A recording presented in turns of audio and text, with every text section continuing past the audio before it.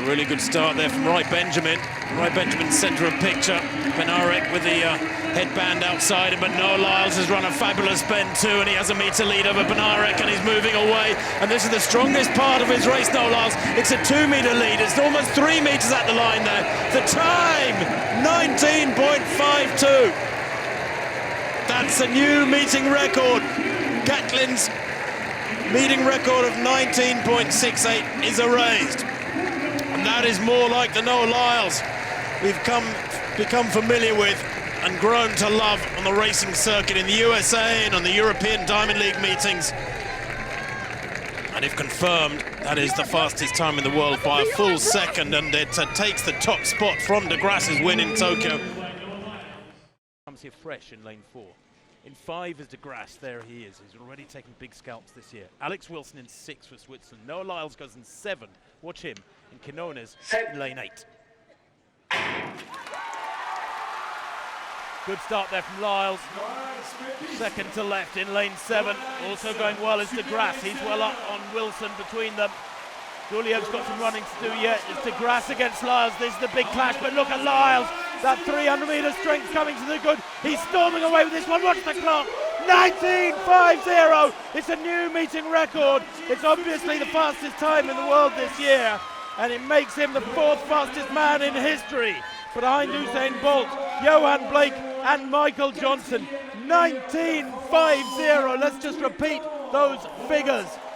It's a personal best, a world lead, a meeting record. And Quinones took 2nd place with a national record, 19.87 for Ecuador. De Grasse, well, as he faded badly, 3rd place, although he was still under 20 seconds, nothing to be sniffed at. But Steve, Noah Lyles with that performance, and I think we've got to remind ourselves that he's only 21, is now entering the realms of the legendary athletes over half a lap. Michael Johnson and Usain Bolt. Well, I said at the start of the show he might have Usain Bolt's record, meeting record in his sights. You know, this is well choreographed, down to choosing lane 7. He knows that occasionally, running hard on the bend, he wanted them to chase him on the bend. He wanted to suck De Grasse and the others in because he knew he doesn't have to run so much on the bend. He's better in the straight. And look what happened when he got to about 80 to go. He just moved away from everyone. A good solid bend, but De Grasse had obviously gone quicker, trying to chase him.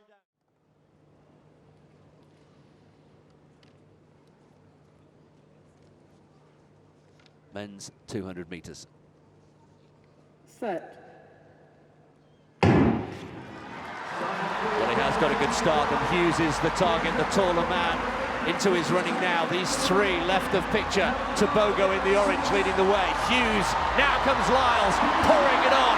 Hughes and Lyles well clear. Tobogo with work to do, but it's Lyles who's stretching away. The world champion wins it once again. 19.46 the winning time. It's the fastest time in the world this year, beating his own 1967. Wow, meeting record as well. Well, if you run like that, you can afford to be a little bit spiky in a press conference because he's always entertaining, he's always worth listening to, but he always delivers.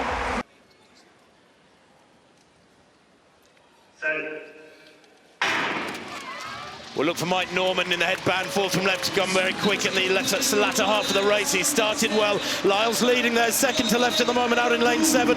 Mike Norman's had a fabulous bend though at the moment. It's very tight between these two. Arian Knighton's struggling. I'm expecting Mike Norman to come back, but Lyles showing that strength again.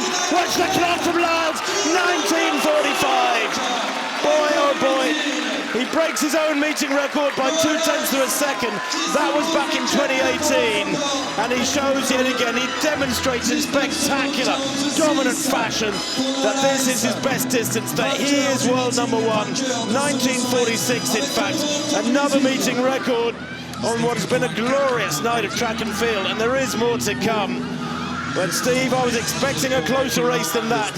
When he's in form though, Noah Lyles, he is irresistibly strong. And through the second half, he got a great start. His second half was, never gave Norman a sniff, did he? And it's actually that comment you made there, you expect a closer race. I was holding my breath because when he crossed the line, I thought, oh, this could be 19.2 something. He was that far ahead of Knighton and Norman, and going away from it at the end, I thought it was going to be even quicker. But, as you said, it's this part of the race, that transition off the bend. He runs a good bend. Transition off the bend just gets him that extra yard or two, and that momentum, he just keeps going. He doesn't slow up. You're right, Norman would normally be finishing pretty strongly, but the pace that Noah Lyles has at the moment, you know, he's rediscovered all of that zip and that pizzazz that he had when he first came on the scene and threatened these times on a regular basis, and now he's producing it. And when he ran that 19.31, you know, that got inside the magical Michael Johnson time. You know, it's not Usain Bolt yet, we know it's not, but it was the American record, and I think that's just released him. And we're seeing here once again, yes, Arian Knighton's time will come. He will continue to get better, and it'll be a great tussle between these two over the years. But for the time being, you cannot say that they're able to hold Noah Lyles. Well, there's the lineup for the next event on the track, and it is the 200 metres. Straight after Bolt, 200 metres champion, we've got the world 100 metres champion, Johan Blake, in lane 7. Going in this half-lap race. Walter Dix, the silver medalist over both 100 and 200, goes against the Jamaican. Here it's a fascinating clash. That's Jonathan Astrand, semi-finalist of the World Championships, the Finn in lane 1. Chasing the Finnish record incidentally of 20.47. Sakalauskas of Lithuania, national record over 100 metres. Let's have his heat at the World Championships season 2. Full side for Jamaica, again a semi-finalist at 200. Daegu, 10.100 Zagreb, Tuesday. Simon Dure in Norway, their national record holder at 100 and 200. The former Gambian, coached by John Smith, he changed recently. He disqualified Riyadh last Saturday. He'll be frustrated with that. Nicolas Schmid, 5th in the World Championships, 200 metres final, the young Jamaican. Won over Rovereto 100 a couple of days ago. There is Walter Dix, Mr. Consistency. US champion this summer at 100 and 200. He won in Rieti, click outside 10 seconds last Saturday. And of course has those silvers, the two of them, from the World Championships. One of them was behind this man, Johan Blake, the youngest ever world champion at 100 metres. He was 21 years old in Daegu. Twice in the last 8 days. He's run 9.82 in Zurich and Berlin. Wanda goes in lane 8. 7th in that World Championship final, the man from Trinidad. Then competing in the lineup, another Jamaican. It wasn't in Daegu, incidentally. Ainsley Waugh, only 8th in the Jamaican 200 metres, but he's a 20.22 man at his best. Apparently, both Dix and Blake wanted lane 6. So Dix, as the World Championship silver medalist, got the nod. Blake, of course, at the moment has a better reputation over 100 metres. Hasn't raced Bolt this year, except in the World 100 metres final, which of course is up to Bolt disqualifying himself from the full start. So a personal best beckons for Blake here tonight, 19.78. I don't think he's going to get the world best. That's Bolt, remember, 19.40. So Astrand 1, Saskalauskas 2, Forsyth 3, Sidon Dure 4, Ashmead 5, and Dix 6, Blake 7, Cirillo 8, or in 9. Very close start from Blake there, third to left. He already sat back in the blocks, and Dix is up in him already. Dix has got this one if he can hold this together down the straight, because they come there with Dix fourth to left in lane 6, going strongly now. Blake kicks away and passes the American. Oh, what a display from the Jamaican! Look at this, look at that gap wide, 19.26. Oh my word, that is staggering. It is the quickest time in the world this year. It's also the second fastest time in history, behind Usain Bolt's world record from Berlin 2 years ago. Remember, Bolt's world record 19.19, and he's just stolen the thunder of his big compatriot, his training partner Usain Bolt, because 19.26 is most unexpected, I have to say. That's probably the mistake of my season. Plus 0.7 the win there. A meeting record, of course, the fastest time in the world this year, the second fastest in history. And are we looking, Stuart, at a young man, remember he's just 21, are we looking at a man who perhaps can challenge Bolt next year in London for the world title at this, the Olympic title at this event, never mind about the 100? I agree entirely, and I tell you what, he didn't have a great bend.